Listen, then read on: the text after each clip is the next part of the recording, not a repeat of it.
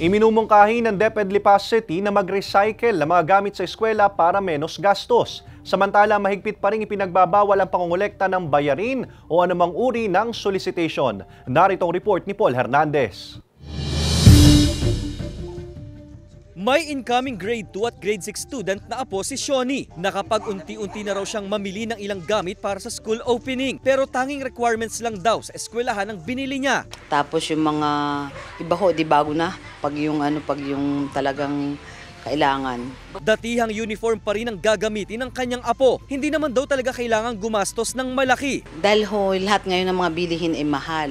Una-una na yung bigas, yung kuryente, yung mga tubig, yung pang-araw-araw na pagkain. Talagang kailangan po talaga magtipid. Iminumungkahi nga ng Department of Education o DepEd na maging madiskarte ang mga magulang at estudyante. Kung may mga notebook halimbawa na pwede pang pakinabangan, gamitin daw ito. Sa bag at sapatos, kung hindi pa naman pudpod, ito raw ang suotin. May mga modules naman po tayong magagamit ng ating mga bata. Kaya po, kung anong available nilang mga materials, yun lang kung ano pwedeng gamitin. Ang pagbabalik eskwela gawin daw simple, kaya kasama rin dyan ang paalala ng kagawaran sa no collection policy. Anumang anyo ng pagsusolicit ng mga eskwelahan, bawal.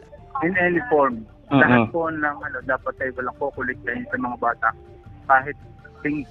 Aarangkadang offline balik eskwela sa mga public school sa buong bansa mula July 22 hanggang 26.